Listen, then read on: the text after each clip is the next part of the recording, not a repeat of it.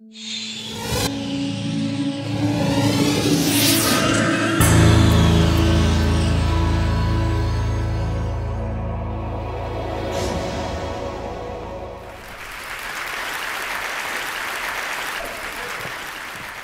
I'll start with this. A couple of years ago, an event planner called me because I was going to do a speaking event. And she called and she said, I'm really struggling with how to write about you on the little flyer. And I thought, well, what's the struggle? And she said, well, I saw you speak, and I'm going to call you a researcher, I think, but I'm afraid if I call you a researcher, no one will come because they'll think you're boring and irrelevant. And I was like, okay. And she said, but the thing I liked about your talk is, you're a storyteller, so I think what I'll do is just call you a storyteller. And of course, the academic, insecure part of me was like, you're going to call me a what? And she said, I'm going to call you a storyteller. And I was like, oh, why not Magic Pixie?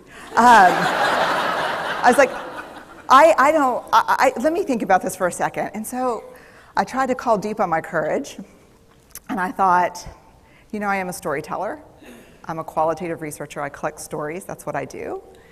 And maybe stories are just data with a soul, and maybe I'm just a storyteller. So I said, you know what? Why don't you just say I'm a researcher storyteller? And she went, there's no such thing. So I'm a researcher storyteller. And I'm going to talk to you today. We're talking about expanding perception. And so I want to talk to you and tell some stories about a piece of my research that fundamentally expanded my perception and really actually changed the way that I live and love and work and parent. And this is where my story starts. When I was a young researcher, doctoral student, my first year I had a research professor who said to us, here's the thing, if you cannot measure it, it does not exist. And I thought he was just sweet talking me. I was like, really? And he's like, absolutely. So you have to understand that I have a bachelor's in social work, a master's in social work, and I was getting my PhD in social work. So my entire academic career was surrounded by people who kind of believed in the life's messy, love it, and I'm more the life's messy, clean it up, organize it, and put it into a bento box. And so to think that I had found my way, to found a career that takes me, really one of the big sayings in social work is lean into the discomfort of the work. And I'm like, knock discomfort upside the head and move it over and get all A's. That was my mantra. So I was very excited about this. And so I thought, you know what? This is the career for me because I am interested in some messy topics, but I want to be able to make them not messy. I want to understand them. I want to hack into these things that I know are important and lay the code out for everyone to see. So where I started was with connection, because by the time you're a social worker for 10 years, what you realize is that connection is why we're here. It's what gives purpose and meaning to our lives. This is what it's all about. It doesn't matter whether you talk to people who work in social justice and mental health and abuse and neglect. What we know is that connection, the ability to feel connected, is neurobiologically, that's how we're wired, it's why we're here. So I thought, you know what, I'm going to start with connection. Well, you know that situation where you get an evaluation from your boss and she tells you 37 things that you do really awesome and one thing that you can't, an opportunity for growth. And all you can think about is that opportunity for growth, right? Well, apparently this is the way my work went as well, because when you ask people about love, they tell you about heartbreak. When you ask people about belonging, they'll tell you their most excruciating experiences of being excluded. And when you ask people about connection, the stories they told me were about disconnection. So very quickly, really about 6 weeks into this research, I ran into this unnamed thing that absolutely unraveled connection in a way that I didn't understand or had never seen. And so I pulled back out of the research and thought, I need to figure out what this is. And it turned out to be shame. And shame is really easily understood as the fear of disconnection. Is there something about me that if other people know it or see it, that I won't be worthy of connection? The things I can tell you about it, it's universal. We all have it. The only people who don't experience shame have no capacity for human empathy or connection. No one wants to talk about it, and the less you talk about it, the more you have it. What underpinned this shame, this I'm not good enough, which we all know that feeling, I'm not blank enough, I'm not thin enough, rich enough, beautiful enough, smart enough, promoted enough. The thing that underpinned this was excruciating vulnerability. This idea of, in order for connection to happen, we have to allow ourselves to be seen, really seen. And you know how I feel about vulnerability. I hate vulnerability. And so I thought, this is my chance to beat it back with my measuring stick. I'm going in, I'm gonna figure this stuff out, I'm gonna spend a year, I'm gonna totally deconstruct shame, I'm gonna understand how vulnerability works, and I'm gonna outsmart it. So I was ready, and I was really excited. As you know, it's not gonna turn out well. You know this. So I could tell you a lot about shame, but I'd have to borrow everyone else's time. But here's what I can tell you that it boils down to. And this may be one of the most important things that I've ever learned in the decade of doing this research. My 1 year has turned into 6 years, thousands of stories, hundreds of long interviews, focus groups. At one point, people were sending me journal pages and sending me their stories, thousands of pieces of data. And 6 years. And I kind of got a handle on it. I kind of understood this is what shame is, this is how it works. I wrote a book, I published a theory, but something was not okay. And what it was is that if I roughly took the people I interviewed and divided them into people who really have a sense of worthiness, that's what this comes down to, a sense of worthiness. They have a strong sense of love and belonging. And folks who struggle for it, and folks who are always wondering if they're good enough. There was only one variable that separated the people who have a strong sense of love and belonging and the people who really struggle for it, and that was the people who have a strong sense of love and belonging believe they're worthy of love and belonging. That's it. They believe they're worthy. And to me, the hard part of the one thing that keeps us out of connection is our fear that we're not worthy of connection, was something that personally and professionally I felt like I needed to understand better. So what I did is I took all of the interviews where I saw worthiness, where I saw people living that way, and just looked at those. What do these people have in common? And I have a slight office supply addiction, but that's another talk.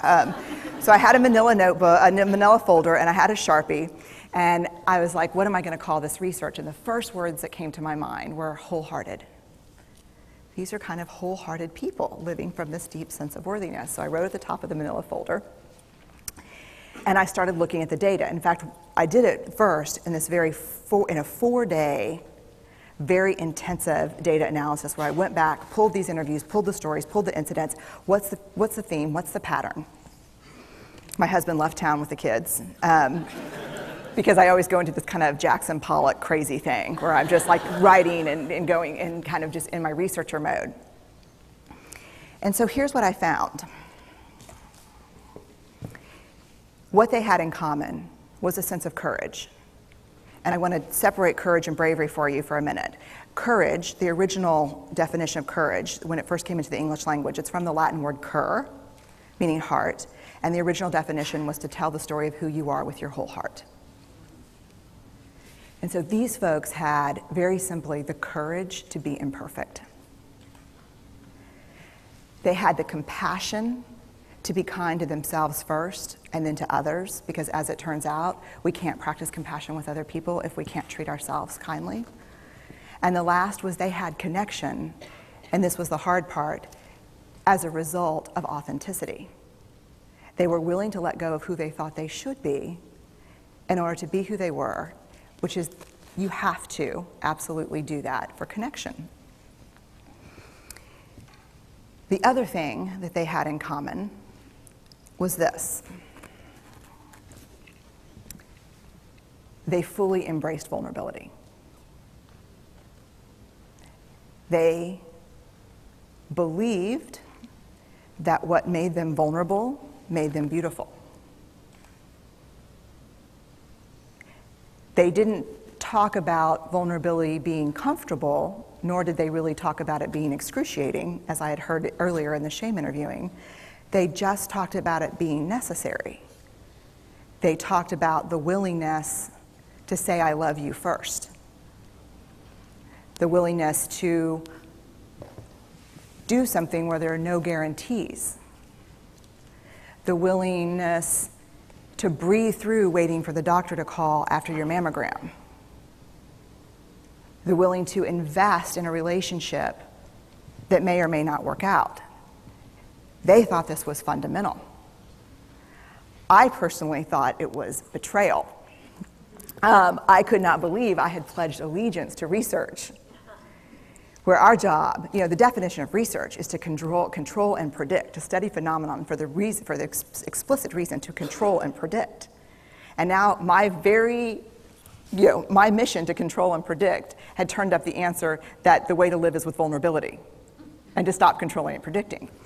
This led to a little breakdown, which actually looked more like this. And it did. It led to I call it a breakdown, my therapist calls it a spiritual awakening. Spiritual awakening sounds better than breakdown, but I assure you it was a breakdown.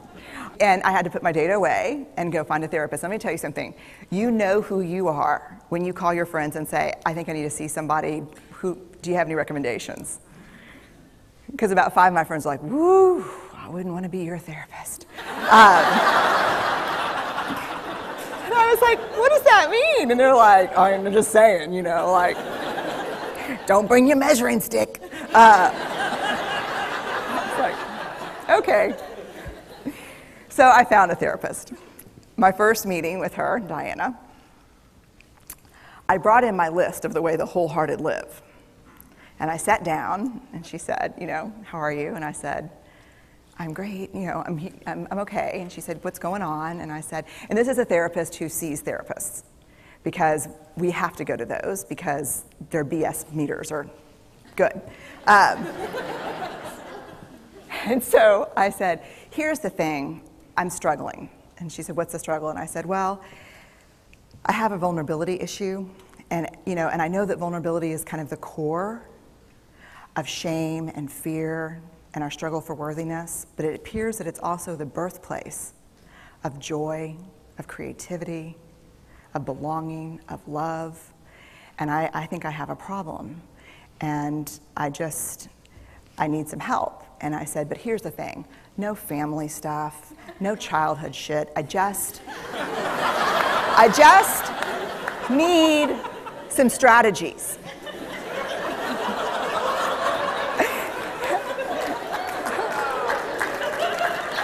Thank you. So she goes like this. And then I said, it's bad, right? And she said, it's neither good nor bad. It just is what it is. And I said, oh my God, this is gonna suck. And it did, and it didn't. And it took about a year. And you know how there are people that, when they realize that vulnerability and tenderness are important, that they kind of surrender and walk into it? A, that's not me. And B, I don't even hang out with people like that. For me, it was a year-long street fight.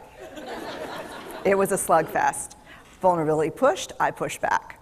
I lost the fight, but probably won my life back.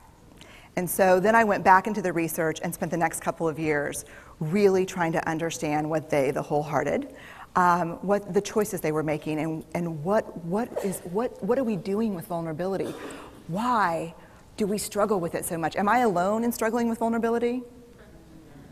No. So this is what I learned. We numb vulnerability. When we're waiting for the call, it was funny, I sent something out on Twitter and on Facebook that says, how would you define vulnerability? What makes you feel vulnerable? And within an hour and a half, I had 150 responses. because I wanted to know, what's out there. Having to ask my husband for help because I'm sick and we're newly married. Initiating sex with my husband, initiating sex with my wife. Being turned down, asking someone out, waiting for the doctor to call back, getting laid off, laying off people. This is the world we live in. We live in a vulnerable world. And one of the ways we deal with it is we numb vulnerability. And I think there's evidence, and it's not the only reason this evidence exists, but I think that it's a huge cause. We are the most in debt, obese, addicted, and medicated adult cohort in US history.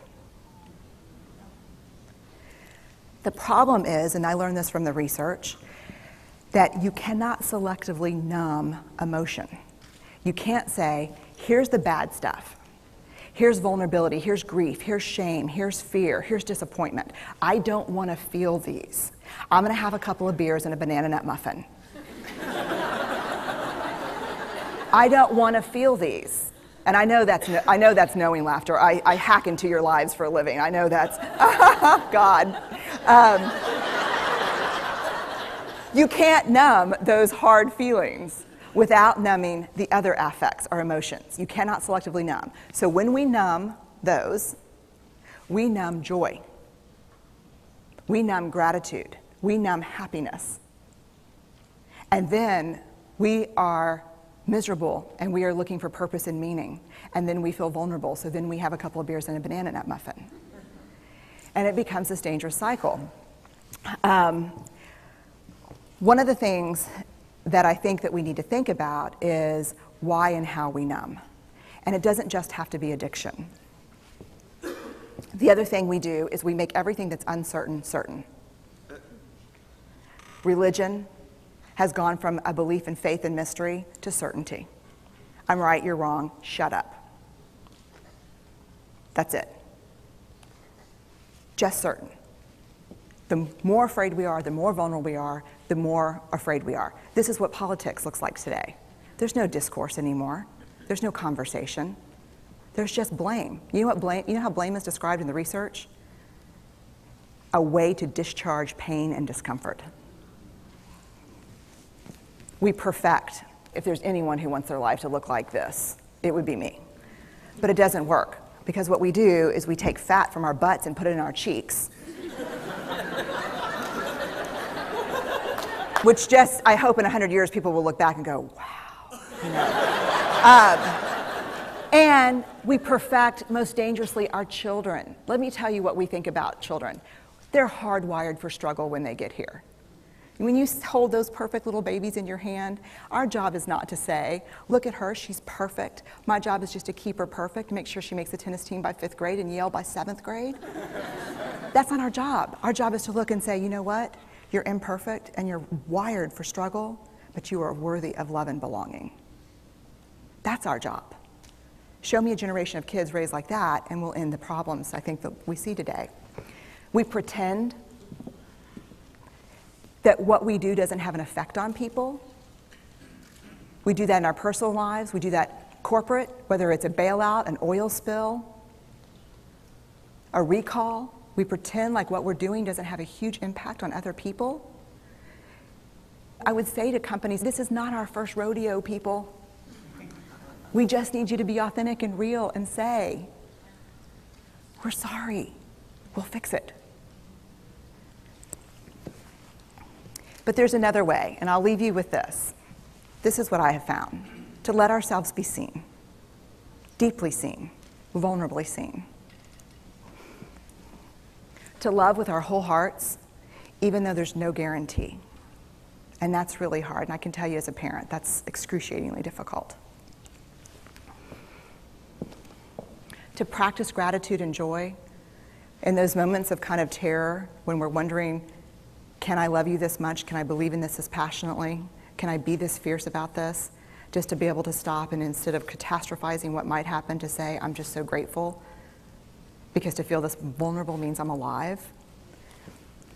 And the last, which I think is probably the most important, is to believe that we're enough. Because when we work from a place, I believe, that says, I'm enough, then we stop screaming and start listening. We're kinder and gentler to the people around us, and we're kinder and gentler to ourselves. That's all I have. Thank you.